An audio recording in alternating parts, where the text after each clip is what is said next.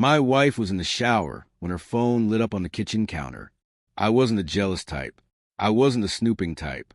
But when I saw the name Gavin and the words, "I miss your smile," flash across the lock screen, something inside me snapped.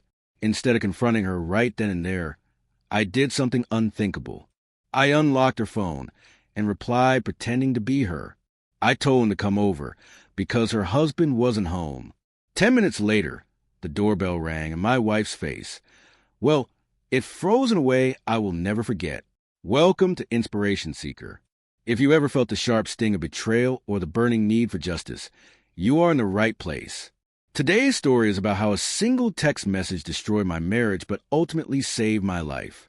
Before we dive into this roller coaster, please hit that subscribe button, smash the like, and drop a comment below telling me, have you ever caught someone in a lie?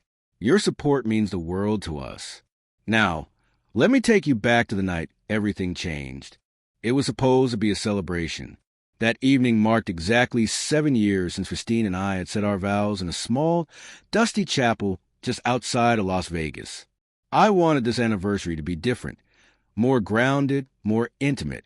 Outside, the Seattle weather was living up to its reputation. A relentless, freezing rain was hammering against the kitchen windows, creating a rhythm that usually comforted me. Inside, I had created a sanctuary of warmth. The aroma of garlic, butter, and white wine filled the air. I was making her absolute favorite dish, shrimp scampi with homemade linguine. I had even managed to track down a bottle of the same vintage Pinot Grigio we drank on our first date. I was an architect by trade, and I approached my marriage the same way I approached a blueprint, with precision, care, and a focus on a strong foundation. Or so I thought. I remember glancing at the clock on the microwave. It was 7:45 p.m. She was 45 minutes late. I wasn't angry, just a little worried. Christine had been working late a lot recently. As a marketing executive for a tech firm downtown, her schedule was demanding, but lately, it felt like she was married to the office. When the garage door finally rumbled open, I felt a wave of relief wash over me. I wiped my hands on my apron and leaned against the counter, ready to greet her with a smile and a glass of wine. But when Christine walked through the door, the energy in the room shifted instantly. She looked beautiful, as always, but there was a frantic energy about her. Her raincoat was dripping wet, and her hair was slightly disheveled. She didn't look at me. Not really. She looked through me. "Sorry I'm late, Richard," she muttered, tossing her expensive leather bag onto the marble kitchen island. Total nightmare with the quarterly reports. Gavin kept us all behind. She offered me a quick, cold peck on the cheek, a gesture that felt more like a reflex than a sign of affection. Before I could even show her the dinner I prepared, she was already moving away. "I feel gross. I need to shower immediately. Don't wait for me to eat." She hurried out of the kitchen toward the master bathroom. I stood there, holding the wine bottle, feeling a strange knot tighten in my stomach. It wasn't just her dismissal. It was her carelessness. In her rush to wash off the day, she left her phone sitting face up on the kitchen island, right next to the cutting board. I sighed, turning back to the stove to lower the heat on the sauce. I told myself she was just stressed. I told myself to be the understanding husband. The house was quiet, save for the sizzling pan and the distant sound of the shower turning on. I had no idea that the silence was about to be shattered by a simple vibration. I turned my attention back to the chopping board to slice some fresh parsley for the garnish. The sound of the shower was a steady hum down the hallway, a white noise that usually made a house feel lived in and comfortable. But tonight, that sound felt like a barrier, a wall she had put up between us the moment she walked in. I was trying to shake off the feeling of rejection, telling myself that after 7 years, the spark just changes form. It becomes quieter, more practical. I raised a knife, ready to chop, when a harsh, buzzing vibration rattled against the granite countertop. It was Christine's phone.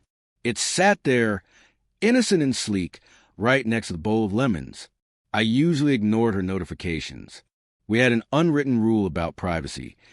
I didn't dig through her digital life, and she didn't dig through mine. It was a matter of respect. But the screen lit up with a piercing blue glow that caught my eye immediately. I didn't mean to look, honestly. It was just right there. The notification wasn't from a random number or a spam email. The name at the top of the banner read, Gavin, Office.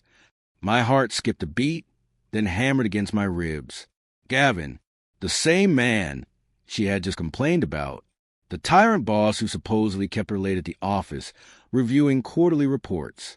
I leaned in, the kitchen knife still gripped tightly in my right hand. The message on the lock screen was short, but it hit me with the force of a freight train. I can't stop thinking about your smile today. Missing you already. For a second, I thought I had misread it. Maybe it was a joke, a wrong number, but the words didn't change. Missing you already. You don't say that to an employee you just spent hours with going over spreadsheets. You don't say that to a married woman, unless you have a reason to. The world around me seemed to tilt on its axis. The warmth of the kitchen evaporated, replaced by a cold, sickening dread that started in my stomach and spread to my fingertips. The knife slipped from my hand and clattered onto the counter, the metal ringing out like a gunshot in the quiet room. I stared at that glowing screen as it faded back to black, realizing that the work emergency she had just used as an excuse was a lie. A bold, terrible lie. And the man she was supposedly annoyed with was actually the man she was missing. A strange, quiet fury took over me. It wasn't the explosive kind of anger that makes you scream or throw things. It was something colder, sharper. I could hear the water still running in the master bathroom, the steam likely filling up the room, cocooning Christine in a false sense of security. She thought she was safe. She thought I was the clueless, doting husband making pasta in the kitchen. I looked at the microwave clock again. She had been in there for maybe 5 minutes. I calculated that I had, at best, another 5 or 6 minutes before she turned the water off to dry her hair. Time enough to destroy a marriage. My hand hovered over her phone. We had always respected each other's privacy, but that contract was voided the moment Gavin's message popped up on that screen. I picked it up. My fingers were trembling slightly, not from fear, but from the sheer adrenaline flooding my system. I swiped up the passcode. I prayed she hadn't changed it. I typed in 0-6-1-5, her birthday, June 15th. The lock icon snapped open. I was in. I didn't go to her photos or her emails. I went straight to the messages. There it was, a thread with Gavin that scrolled back for months. My thumb flicked upward, scanning the history. It wasn't just a fling. It was a full-blown double life. There were texts about boring weekends with me. There were photos of them at lunch, smiling in ways she hadn't smiled at me in years. They mocked my cooking, my hobbies, my quiet nature. Every message was a dagger, twisting deeper into my back. I felt bile rise in my throat, but I swallowed it down. I had to stay focused. I could have marched into that bathroom and confronted her right then. I could have shouted, demanded answers, and watched her scramble for excuses. But that wasn't enough. I wanted her to feel the shock I was feeling. I wanted undeniable proof that couldn't be gaslighted away. My thumbs hovered over the keyboard. I took a deep breath, channeling her voice, her cadence. I typed, "Come over right now. My husband isn't home tonight.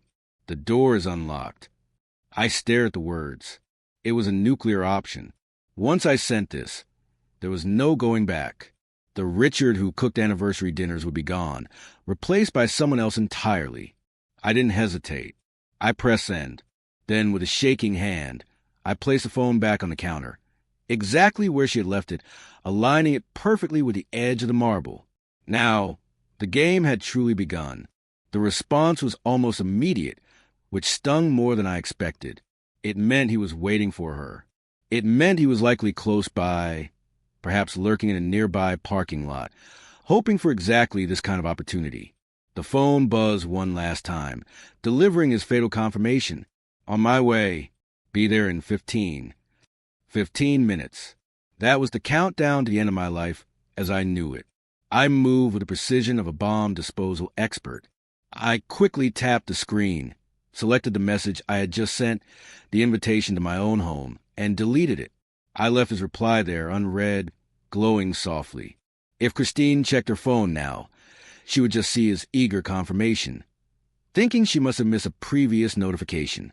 I wiped the screen against my shirt to remove my fingerprints and placed the device back on the cold marble, angling it exactly as she had left it. My heart was hammering against my ribs like a trapped bird, but I forced myself to turn back to the stove. I stirred the pasta sauce, though the smell of garlic and white wine now turned my stomach. Every second felt like an hour. I listened intently to the sound of the house. The shower turned off, the squeak of the faucet handle, the rustle of a towel. A few minutes later, Christine walked into the kitchen. She looked radiant, scrubbed clean of her stressful day, wearing a silk robe that used to be my favorite. She smelled of lavender body wash and deceit. She walked right past the phone without even glancing at it. She was too confident, too secure in her secret world. She came up behind me and wrapped her arms around my waist, resting her chin on my shoulder. That smells amazing, Richard," she cooed, her voice dripping with a sweetness that now sounded synthetic. "I'm sorry I was so short with you earlier. Just a long day." It took every ounce of willpower I possessed not to recoil from her touch. Her skin felt like ice against my back. I forced a smile, though I didn't turn around to face her. "It's okay," I said, my voice sounding surprisingly steady, almost robotic. "Why don't you pour us some wine? Dinner is almost ready." She released me and moved toward the wine glasses, humming a soft tune. She had no idea that a storm was 15 minutes away, driving through the rain, coming straight for our front door. The countdown had begun, and the silence in the kitchen was deafening. We sat down at the dining table, the scene perfectly staged for a romantic evening. The candles flickered, casting long, dancing shadows against the walls, and the shrimp scampi steamed invitingly on the porcelain plates. Christine raised her glass for a toast. "To us," she said, her eyes shimmering in the candlelight. "To 7 years. I know I haven't been the easiest person to live with lately, but I love you, Richard." I clinked my glass against hers, the sound sharp and hollow. "To the truth," I replied softly. She paused, the rim of the glass touching her lips. "What?" "To true love," I corrected quickly, forcing a tight smile. She relaxed and took a sip, oblivious of the double meaning. We began to eat, but the food tasted like ash in my mouth. I watched her twirl the pasta around her fork, chatting idly about a co-worker's engagement and the weather forecast for the weekend. It was surreal. Here was my wife, sitting across from me, celebrating our marriage while her lover was speeding through the rain to defile it. I kept glancing at the hallway, my internal clock ticking down the seconds. 10 minutes. 5 minutes. Any second now. The silence between her sentences grew heavier. The rain drummed relentlessly against the roof, amplifying the tension in the room. Christine was just reaching for the butter dish when it happened. Ding dong. The sound of the doorbell cut through the house like a siren. Christine froze, her fork hovering in midair. She frowned, confused. "Who on earth is that at this hour? It's pouring outside." She glanced at me, genuine perplexity on her face. "Did you order a surprise gift or something?" I slowly wiped my mouth with a napkin and placed it on the table. My pulse was thumping in my ears, but my movements were deliberately slow, almost agonizingly calm. "I'll get it," I said, pushing my chair back. It scraped loudly against the hardwood floor. "Richard, wait," she called out, a hint of unease finally creeping into her voice. "Just ignore it. It's probably a solicitor." "I don't think so," I said, not looking back. I walked down the hallway, the longest walk of my life. The foyer was dim. I could see a silhouette through the frosted glass of the front door. A man's shape. I reached for the handle, my hand steady, fueled by a cold, dark resolve. I unlocked the deadbolt with a loud click and swung the door wide open. Gavin stood there, drenched from the downpour. He was wearing a sleek leather jacket that was soaked through, holding a bottle of expensive red wine in one hand. He had a cocky, expectant smirk plastered on his face, his mouth already opening to deliver some smooth pickup line meant for my wife. But when his eyes adjusted to the light, and he saw me standing there instead of Christine, the smirk vanished instantly. His jaw went slack, and the bottle of wine nearly slipped from his grip. The only sound was the aggressive patter of the rain and the sudden, sharp intake of breath from Christine, who had quietly followed me into the hallway. The trap had sprung. Time didn't just slow down. It stopped completely. It was as if the universe had hit the pause button to let me savor the absolute devastation on their faces. Gavin stood on my porch, water dripping from the tip of his nose, his eyes wide and blinking rapidly as his brain tried to process the impossible situation. He looked like a deer in headlights, if the deer was wearing designer boots and holding a $40 bottle of Cabernet. He opened his mouth to speak, but no sound came out. He looked past me, his eyes darting frantically to the hallway behind my shoulder, searching for an explanation, for an ally, for an exit strategy. "Richard? I think I have the wrong house," he finally stammered, his voice cracking. It was a pathetic lie. We all knew whose house this was. He took a half step back, clutching the wine bottle to his chest like a shield. Behind me, I heard a sound that was pure, unfiltered horror. It was a sharp, strangled gasp. I turned slowly, deliberately, to look at my wife. Christine was leaning against the hallway wall for support, her hand covering her mouth. The color had drained from her face, so completely that she looked like a ghost. Her eyes were locked on Gavin. Then they snapped to me, and in that split second, the realization hit her like a physical blow. She looked at the open door, then back at the kitchen where her phone still sat on the counter. She did the math. She realized I knew. She realized I was the one who had invited him. The silence in the entryway was suffocating, broken only by the relentless rain. I didn't scream. I didn't lunge at him. I simply stood there, blocking the warmth of my home from the cold reality outside. I channeled every ounce of betrayal into a voice that was terrifyingly calm. I stepped aside, sweeping my arm inward in a mocking gesture of hospitality. "Don't be rude, Gavin," I said, my voice echoing off the high ceilings. "Come on in. Christine was just telling me how much she misses you." The air left the room. Gavin froze, one foot on the welcome mat, trapped between the storm outside and the hurricane I was about to unleash inside. Christine let out a small, broken sob. The secret was out, stripped naked under the bright lights of the foyer. The masquerade was over. Chaos erupted the moment those words left my mouth. The stillness shattered instantly. Gavin, realizing he had walked into a trap, immediately tried to pivot into professional mode. Though his voice was shaking so hard, he barely sounded coherent. No, Richard, you've got it all wrong," he stammered, holding his hands up in a pathetic gesture of surrender. I just stopped by to drop off some files for the quarterly review. The wine was a gift for your anniversary. I knew it was today." It was such a desperate, clumsy lie that I actually laughed. It was a dark, humorless sound that seemed to frighten them both more than shouting would have. "A gift?" I asked, stepping closer to him until I was right in his personal space. "So you text my wife, 'I miss your smile,' and I can't stop thinking about you as a professional courtesy? Is that standard procedure at your company, Gavin?" His face drained of the little color it had left. He realized I had seen the text. He realized there was no spinning this. Behind me, Christine crumbled. The composed executive facade dissolved completely. She rushed forward, grabbing my arm, tears already streaming down her face, ruining her makeup. "Richard, stop. Please. It's not what it looks like. We were just talking. I was lonely. I was stressed. It just happened." "It just happened?" I shook her hand off my arm as if it burned. "You don't accidentally text someone you miss them. You don't accidentally invite another man into our home on our anniversary. This didn't happen, Christine. You chose this." I turned back to Gavin, my eyes narrowing. I didn't have to hit him. The sheer weight of his own cowardice was crushing him. "Get out," I commanded, my voice low and dangerous. "If you are not off my property in 10 seconds, I'm calling the police and reporting a trespasser. And Gavin, take your cheap wine with you." He didn't need to be told twice. He scrambled backward, nearly tripping over his own feet on the wet porch, and sprinted through the rain toward his car, without looking back once. He left his lover to face the music alone.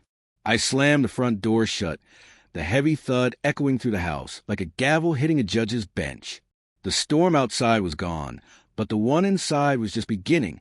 It was just me and Christine now, and the silence was louder than any scream. The week that followed was a blur of silence and suffocation. I moved my things into the guest bedroom, turning the door lock every night, not for safety, but for sanity. The house, once my sanctuary, felt like a prison cell we were both serving time in. But the most disturbing shift wasn't the sleeping arrangements. It was Christine's attitude. The tears and the begging of that first night evaporated within 48 hours, replaced by something far more insidious: blame. It started subtly over coffee one morning. I was avoiding eye contact, staring at the black liquid in my mug, when she slammed her spoon down. "You know, Richard," she began, her voice steady and accusing. "This didn't happen in a vacuum. You've been emotionally unavailable for 2 years." I looked up, stunned. "I'm sorry. I'm the one who was here, cooking dinner, planning our life. You were physically here, but mentally, you were always with your landscaping projects." She shot back, her eyes narrowing. "You stopped courting me. You stopped trying. Gavin, he listened to me. He made me feel seen. If you had been a better husband, I wouldn't have had to look elsewhere for validation." It was a masterclass in gaslighting. Day by day, she chipped away at my reality. She twisted memories, rewriting our history to make herself a victim of a neglectful marriage rather than the perpetrator of an affair. She spun a narrative where her infidelity was a cry for help, a desperate reaction to my supposed coldness. And the terrifying part? It started to work. Lying alone in the guest bed at night, staring at the ceiling fan, I found myself questioning my own memory. Was I too distant? Did I drive her away? Is this partially my fault? I almost broke. I almost believed her twisted version of the truth. But then, reality came knocking in the form of the mail. I was sorting through a pile of envelopes on the kitchen counter, the same counter where I had seen the text, when I found a credit card statement. It was addressed to Christine, but from a bank we didn't use.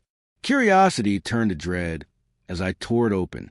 My eyes scanned the line items, and the guilt she had carefully planted in my head vanished instantly, replaced by a cold, hard rage. This wasn't a cry for help.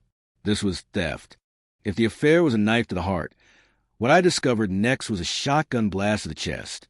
The hidden credit card statement was just the tip of the iceberg, a single loose thread in a tapestry of lies. I sat down at my desk, firing up my laptop with a sense of grim determination. I needed to see the full picture. I logged into our joint savings account, the one we jokingly called the cabin fund. For 5 years, we had been putting away money every month to buy a small vacation home near Lake Chelan. By my calculations, there should have been nearly $35,000 in there. When the page loaded, I blinked, thinking the screen hadn't refreshed properly. The balance read $412. My breath hitched in my throat. I clicked frantically on the transaction history. Over the last 4 months, there had been a series of massive withdrawals. $5,000 here, $10,000 there. All of it had been wire transferred to an external account labeled Gavin Enterprises, LLC. The audacity was breathtaking. She hadn't just cheated on me emotionally and physically. She had looted our future to do it. I dug deeper, my fingers flying across the keyboard, fueled by a mixture of panic and rage. I accessed our shared cloud drive and found a folder titled Investment. Inside were PDFs and screenshots of a cryptocurrency scheme, something that looked like a blatant pump and dump scam. And there, in the email chains, was a smoking gun. Gavin hadn't just seduced my wife. He had conned her. He had convinced Christine that he was an investment genius, promising her that if she loaned him the capital, he would double our money in 6 months. "It's a sure thing, babe," one of his emails read. "Just borrow it from the savings. Richard won't even notice until we put it back with interest." She had handed him our life savings on a silver platter. She had financed her own affair with the money I had sweated for, the money intended for our retirement. The gaslighting about me being distant crumbled instantly. This wasn't about love or neglect. This was about greed and stupidity. She had bankrupted our marriage in every sense of the word. I closed the laptop, a cold, hard resolve settling over me. The sadness was gone. The confusion was gone. Now, there was only the warpath. I couldn't stay in that house another night. Every wall, every piece of furniture felt contaminated. I packed a single duffel bag, grabbed my laptop, and drove to a cheap extended stay motel on the outskirts of the city. The room smelled of stale cigarette smoke and despair, a fitting backdrop for how I felt. I was 35 years old, a successful landscape architect, and yet I felt like I had nothing. I had been stripped of my marriage, my home, and my financial security in one fell swoop. For the next few days, I spiraled. I stopped answering calls from my clients. I let my designs pile up, unfinished. I spent my nights staring at the water-stained ceiling, nursing a bottle of cheap whiskey, replaying every moment of the last 7 years. I felt stupid. That was the worst part, not the anger, but the shame. How had I been so blind? How had I let someone sleep next to me, eat my food, and smile in my face while systematically destroying me? I felt old, used, and utterly worthless. I was ready to let the business I had built from the ground up crumble, just like my marriage. But the universe works in strange ways. On the fourth night, I ran out of mixers and trudged down to the 24-hour convenience store across the street. It was raining again. Huddled under the overhang was an elderly homeless man I had seen before. He was shivering, soaking wet, holding a meager turkey sandwich he had likely begged for. As I watched, a stray dog limped up to him, whining, without a second of hesitation. The man broke his sandwich in half and gave the bigger piece to the dog. He petted the animal's wet fur, whispering kind words, ignoring his own hunger. I stood there frozen, holding a bottle of soda. Here was a man who had absolutely nothing, yet he possessed more integrity and kindness in his little finger than Christine and Gavin had in their entire bodies. They were spiritually bankrupt. He was rich in spirit. That image slapped me awake. I wasn't a failure. They were. I still had my skills. I still had my dignity. And I realized that if I let them break me, they won twice. I tossed the soda in the trash. I didn't need a drink. I needed a lawyer. I walked back to my motel room, not with a shuffle, but with a stride. The pity party was over. It was time to fight back. I didn't hire a marriage counselor. I hired a mercenary. His name was Arthur Sterling, and he was the kind of divorce attorney who didn't just win cases. He annihilated the opposition. His office was on the 42nd floor of a downtown skyscraper, a glass and steel fortress that screamed power. Sitting across from him at a mahogany desk that cost more than my first car, I felt out of place in my wrinkled flannel shirt. But Sterling didn't seem to care about my wardrobe. He only cared about the file I slid across the polished wood. "Infidelity is one thing, Richard," Sterling said, his voice smooth and devoid of any warmth. He adjusted his rimless glasses and flipped through the printed bank statements and screenshots I had compiled. But dissipation of marital assets? Fraud? That changes the game entirely. In the state of Washington, that's not just ground for a favorable settlement. That's ammunition for a massacre. Sterling leaned back, tenting his fingers. He explained that we weren't just going to file for divorce. We were going to launch a multi-front legal assault. The money Christine had loaned Gavin wasn't just a bad investment. Legally, it could be argued as theft or fraud, especially since Gavin was her superior at work. Sterling pointed out something I had missed, Gavin's pattern. He did a quick background check right there in the office. Gavin had a history of borrowing money from previous partners. He was a predator, and Christine was just his latest mark. "We have two options," Sterling said, locking eyes with me. "We can settle quietly, split the remaining debt, and you walk away with your freedom but a lighter wallet. Or we go scorched earth. We expose the financial fraud. We subpoena his records, and we go after her for every single cent she stole from your future. We make it impossible for them to hide." I looked out the window at the city skyline, the rain clearing up to reveal a harsh, gray day. The old Richard, the one who cooked shrimp scampi and apologized for things he didn't do, would have chosen a quiet exit. He would have wanted to spare Christine the embarrassment. But that man died the moment he saw the text message. I looked back at Sterling. "Burn it down," I said. "I want everything back." Sterling smiled for the first time. It wasn't a nice smile. It was the smile of a shark sensing blood in the water. "Excellent choice. But first, we need a confession. We need her to admit on record that the money wasn't a gift, but a misappropriation, and I have the perfect way to get it.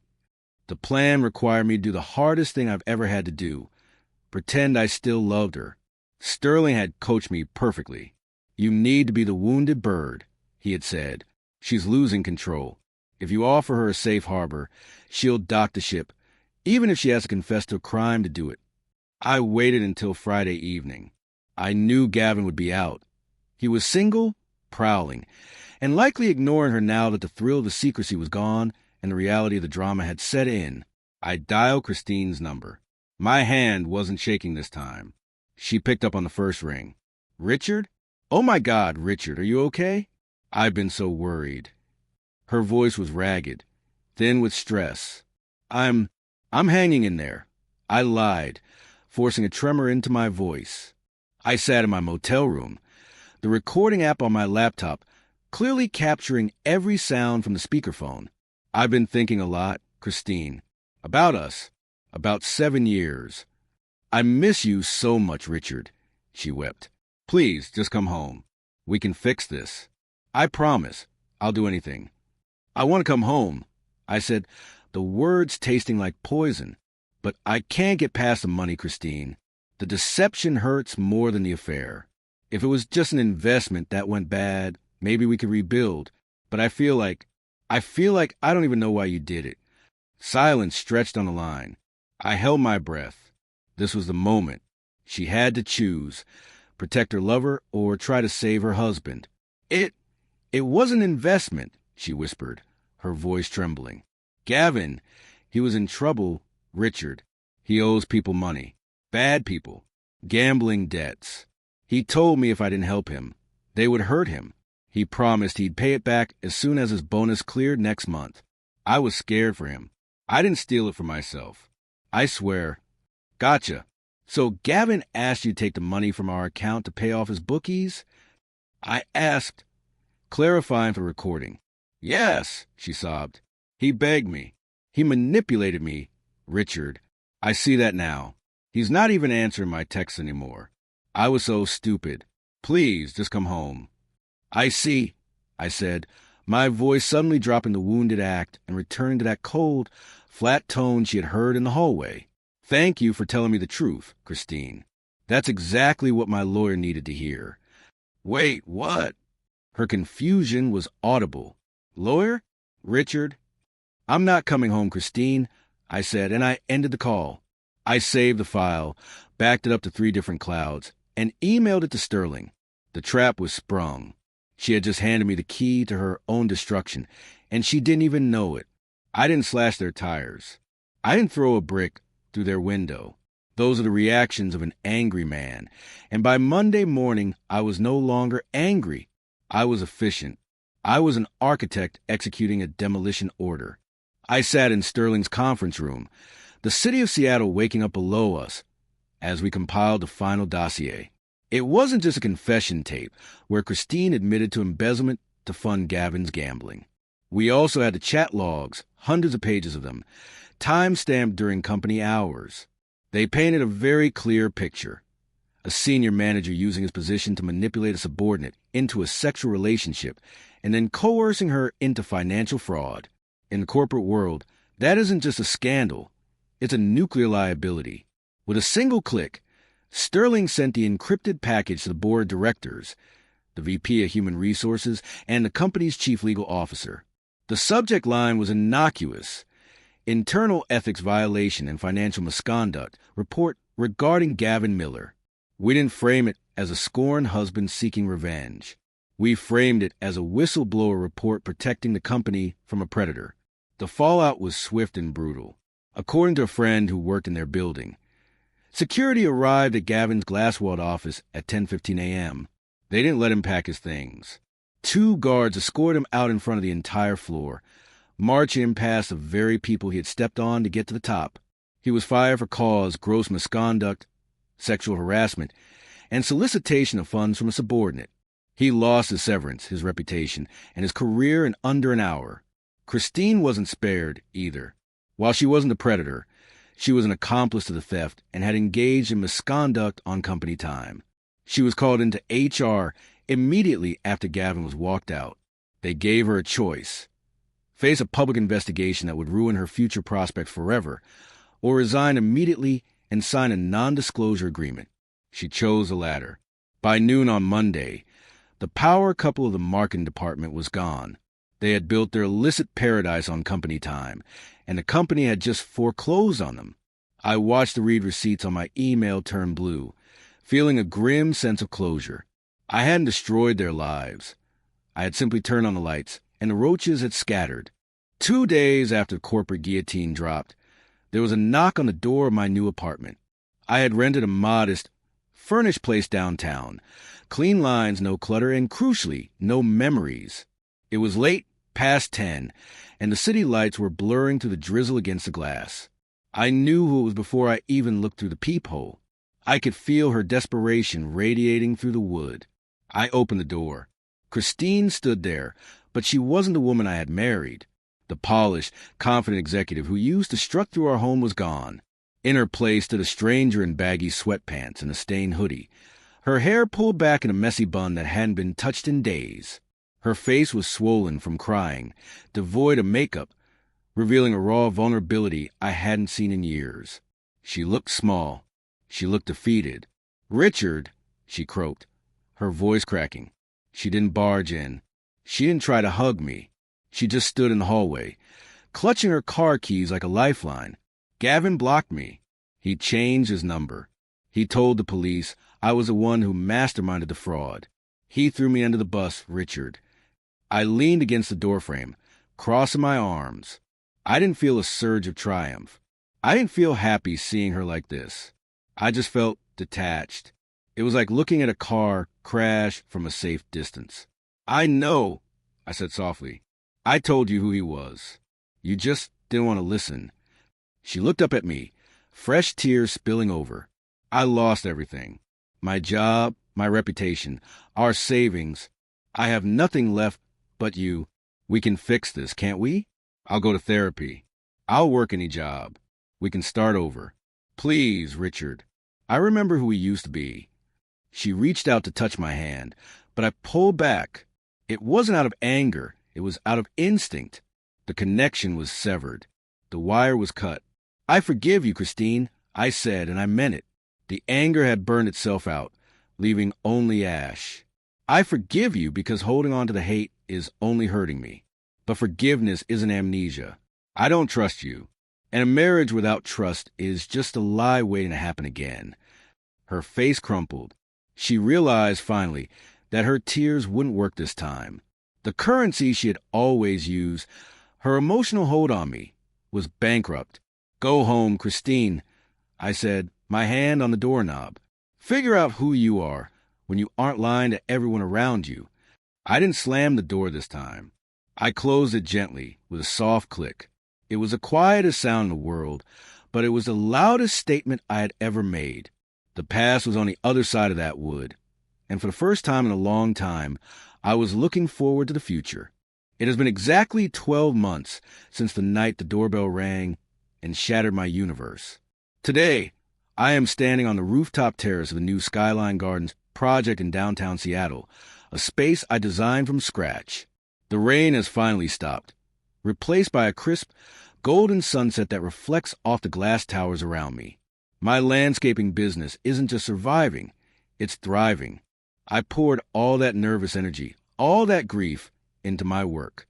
I stopped building foundations for a marriage that didn't exist and started building foundations for a life that was solely mine. I'm healthier now, too. I traded the late-night whiskey for early morning runs along the waterfront. I lost 20 pounds of stress weight and gained a circle of friends who know the real me, not the provider I was trying to be for Christine. I haven't heard from her in 6 months. The last I heard, she moved back to her parents' place in Ohio, starting over from zero. I don't wish her harm. I just don't wish for her at all. As I look out over the city, a woman walks up beside me, handing me a bottle of water. Her name is Maya. She's a veterinarian I met at the dog park. Yes, I adopted a stray, a scruffy terrier named Lucky, inspired by that homeless man who taught me about integrity. Maya is different. She hates expensive wine. She loves hiking in the mud. And most importantly, she tells the truth, even when it's uncomfortable. We're taking it slow.